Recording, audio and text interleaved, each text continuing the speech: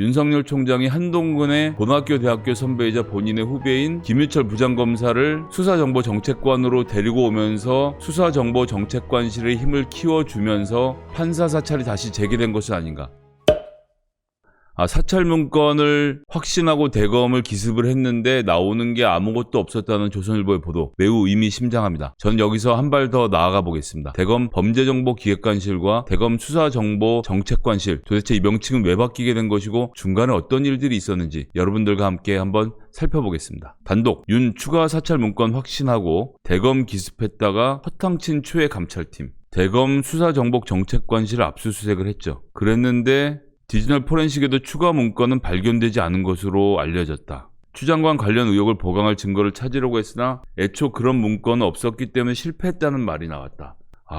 이게 지금 매우 의미심장합니다. 법원에선 PC 압수수색 관련해선 특정 키워드 검색하라고 했는데 키워드는 판사, 재판장, 우리법, 가족 등 재판부 사찰 의혹과 연관지어 있는 단어였다라고 하는 것이고요. 그래서 압수수색을 했는데 압수수색을 한 결과 재판부 사찰 의혹 문건과 유사 문서는 전혀 나오지 않은 것으로 전해졌다. 이것도 뭐 사실관계는 아니지만 어쨌거나 그렇게 지금 조선일보는 주장하는 거죠.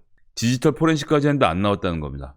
그럼 거꾸로 이야기하면 2020년 2월에 작성된 이 문서만 유일하게 판사들에 대한 사찰 내용을 담고 있다? 이렇게 볼 수도 있을까요? 어떨까요? 전 여기에 상당한 의문이 있습니다.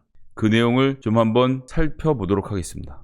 검찰 내부에서는 윤 총장을 직권남용 혐의로 기소하기 위해서 비슷한 문건이 더 있을 거라고 확신하고 압수수색 시도했으나 결과적으로 허탕친 것. 불법 사찰 행위는 형법에 따로 규정된 죄가 없고 강요나 직권남용죄로 처벌되는데, 자 보십시오. 직권남용의 경우 주요 요건 중 하나가 반복성인데 이를 입증하는 자료가 있을 거라고 확신하고 압수수색했다가 실패했다는 겁니다. 반복성.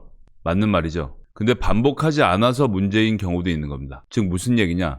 2019년, 20년 내내 윤석열 총장의 유일한 관심사는 뭐였습니까? 조국 정경심, 가족을 말살하는 것이었습니다. 수사 과정에서 70군데가 넘는 압수수색으로 개시해서 수사를 한 것이 그렇고요. 중간중간 적절한 시점에 조국 가족의 인격을 말살하기 위해서 여러 가지 수사 정보들을 흘려서 언론들이 특정 보도를 하도록 도와줬고요. 재판에 가서 재판을 이기기 위해서 판사들의 정보를 모았다면 그게 일회성이라고 하더라도 대검에서 이 내용을 중요하게 생각해서 그런 정보를 모았다면 그 자체가 큰 문제가 되는 일 아니겠습니까? 그럼 저희는 여기서 조금 과거로 돌아가 보도록 하겠습니다. 지금 대검 수사정보정책관실, 원래 이름은 대검 범죄정보기획관실입니다. 범죄정보를 기획하는 곳, 범죄의 정보를 모아서 수사를 기획하는 곳이 대검 범죄정보기획관실. 국정원에도 있는 정보와 경찰청에도 있는 정보를 다루는 부서가 대검에만 없어서 대검에서 만들었던 대검 범죄정보기획관실. 굵직굵직한 사건들을 많이 처리해서 유명해진 곳이죠.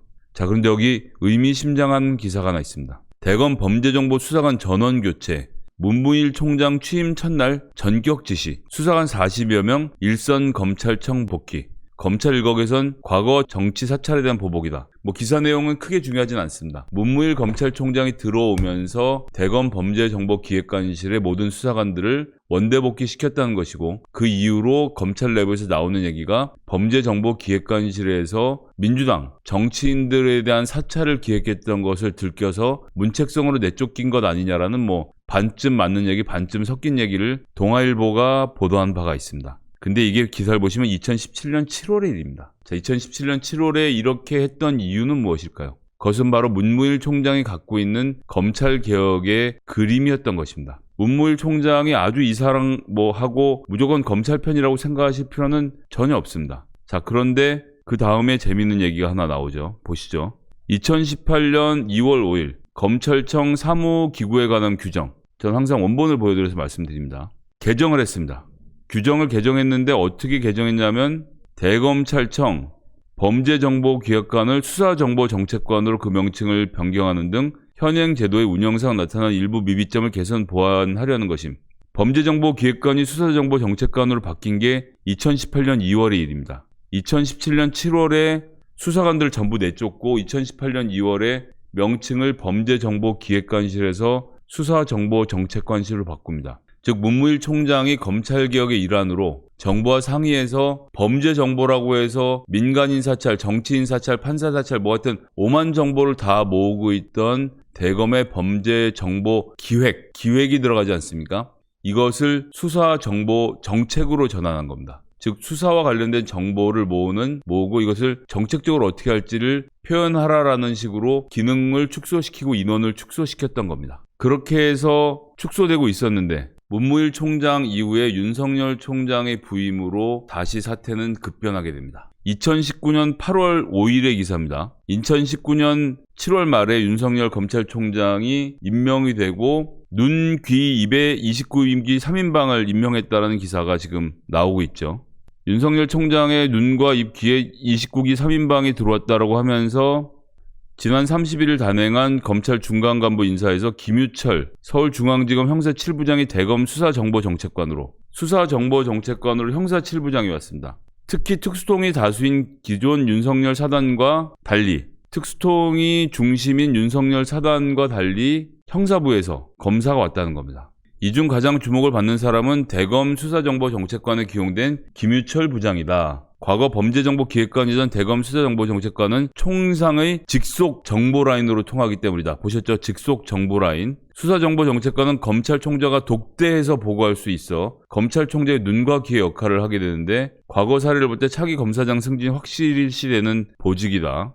김 부장은 윤 총장이 서울중앙지검장을 하면서 처음 손발을 맞춘 사이다. 청문회 준비단에도 합류해서 윤 후보자와 대검찰청 간 정책 업무를 조율하는 임무를 맡기도 했다. 그런데 보시죠. 특수통 다수인 윤석열 사단과 달리 김유철 부장은 형사부 출신이다. 이들은 새롭게 능력을 인정받고 검찰 내 세대교체에 따라 발탁됐다는 평가다. 저게 맞는 말일까요? 자, 여기서 여러분들이 꼭 이해하셔야 되는 키워드를 하나 알려드리겠습니다. 바로 한동훈. 여기서 한동훈이 왜 등장하느냐? 김유철은 현대고등학교 서울대 법대를 나와서 검사가 된 인물입니다. 한동훈 검사는 현대고등학교 서울대 법대를 나와서 검사가 된 인물입니다. 김유철은 한동훈의 현대고등학교 선배입니다. 김유철은 한동훈의 서울대 법대 선배입니다. 그런데 한동훈이 먼저 사법고시에 합격을 했고 김유철은 사법고시 기수로는 한동훈의 후배가 됩니다. 즉 둘은 고등학교, 대학교를 함께 다닌 선후배 사이이면서 검찰에 와서는 한동훈 검사님을 모시고 본인이 후배가 된 입장이 된 것이죠. 자, 김 부장은 윤 총장이 서울중앙지검장을 하면서 손발을 처음 맞춘 사이. 이때 3차장이 누구죠? 이때 3차장이 바로 서울중앙지검 3차장이 한동훈이었습니다. 그림이 이해가 되시죠? 이때 처음 손발을 맞춘 겁니다. 윤 총장이 서울중앙지검장을 하면서 손발을 처음 맞춘 사이. 한동훈이 3차장으로 있으면서 제 고등학교 대학교 선배고 지금 우리 저 밑에 있는 김유철 서울중앙지검에서 함께 일해보시면 어떻겠습니까? 믿을만한 친구니까 청문회 같이 준비해보시면 어떻겠습니까? 라고 윤석열 총장을 설득한 것 아닐까요? 현대고등학교 서울대 법대 검찰까지 함께 한 길을 걸었던 김유철. 그래서 형사팀임에도 불구하고 바로 이분이 대검 수사정보정책관을 맡게 된 것입니다. 그리고 이분이 수사정보정책관을 맡아서 한 가장 중요한 일이 뭐였을까요? 여러분들 기억나십니까? 조국 펀드가 대선 펀드고 이 사모펀드가 엄청나게 큰 문제가 있어서 조국이 크게 사고칠 사람이라는 정보보고, 이 정보보고를 한 곳이 어딜까요? 바로 수사정보정책관실입니다. 조국의 펀드, 사모펀드가 어마어마하게 큰 문제가 될 것이라는 보고를 한 것이 바로 이 김유철 검사로 알려져 있습니다. 그리고 그 김유철 검사가 이후에 원주지검장으로 물러났죠. 나는 과정에서 이미 서류가 작성되고 있었던 것으로 저는 볼 수밖에 없다라고 생각합니다. 그리고 이 눈과 귀를 통해서 윤석열 총장이 정보를 가지고 자신 있게 조국을 말 그대로 해체했던 것입니다. 그런데 사모펀드에서 뚜렷한 성과가 나오지 않자 그 불똥이 가족으로 튄 것이고 소위 말하는 표창장이니 뭐니 이 문제로 조국을 난도질하지 않을 수 없었던 것이 법무부 장관으로 있을 경우에 본인의 자리가 위험해지는 상황이었기 때문에 별건으로 털었던 것입니다. 어쨌거나 최초에 조국이 대선을 준비하기 위해서 사모펀드로 대선 자금을 모으고 있다라는 정말 엉뚱발랄한 정보를 제공했던 대검 수사정보정책관실의 김유철, 한동훈의 고등학교 대학교 선배이자 사법고시 후배, 윤석열은 그 정보를 바탕으로 조국 장관을 말 그대로 죽이기 위해서 노력을 했던 것이고요. 그래서 재판 과정에서 반드시 이 재판을 이겼어야 했던 것이고요. 그 재판을 반드시 이기기 위해서 관련된 모든 정보들을 수집해야 했던 것입니다. 그래서 말은 사찰이라고 하지만 여러분들 그 정보를 보시면 알겠지만 그 정보 안에는 조국, 정경심, 손혜원, 라임 등 윤석열 검찰총장이 꼭 이겨야 하는 재판의 판사의 정보만 담겨 있었던 것입니다. 그것을 주요 수사라는 이름으로 포장해서 말이죠. 그러나 놀랍게도 검찰개혁위원회는 2019년 10월에 검찰 정보 수집을 폐지할 것을 권고를 했습니다. 그래서 대검찰청 등의 정보 수집 기능을 즉각 폐지하라고 하면서 사무규정을 개정해서 대검 수사정보정책관과 수사정보 1, 2 담당관을 폐지하라고 10월에 권고를 했습니다만 2019년 10월에 권고를 했습니다만 윤석열 총장은 그런 권고 따윈 받아들이지 않고 2020년 2월에도 대검 수사정보정책관실로부터 판사에 관련된 정보를 보고받고 있었던 것이죠. 제가 제 입으로 하는 이야기가 아닙니다. 수사정보정책관, 검찰총장과 독대를 해서 보고를 할 수 있어서 눈과 귀 역할을 하게 되는 자리다. 이런 자리를 검찰개혁위원회에서 없애야 된다라고 말을 했지만 그것에도 불구하고 윤석열 총장은 계속 정보보고를 받아왔던 것이죠. 자, 이 정도 하면 윤석열 검찰총장이 검찰을 위해서 일했던 사람인지 문재인 정부를 위해서 일했던 사람인지는 명확히 드러난다고 생각합니다. 반복성의 문제를 가지고 조선일보는 사찰의 성격이 없었다고 하지만 다시 원래 기사로 돌아가서 추가 사찰 문건 확신하고 대검을 기습 압수수색했으나 허탕을 쳤다는 것. 이것은 문무일 검찰총장이 범죄정보기획관실을 수사정보정책관실로 축소하는 과정에서 판사 사찰 등의 일은 하지 못하도록 지시했던 것 아닌가. 그래서 관련된 서류들은 다 폐기하고 더 이상 자료를 수집 안 하고 있다가 다시 윤석열 총장이 한동근의 고등학교 대학교 선배이자 본인의 후배인 김유철 부장검사를 수사정보정책관으로 데리고 오면서 수사정보정책관실의 힘을 키워주면서 판사 사찰이 다시 재개된 것이 아닌가. 이런 의심을 저는 가져보는 것입니다. 물론 지금으로서 갖고 있는 근거는 없습니다.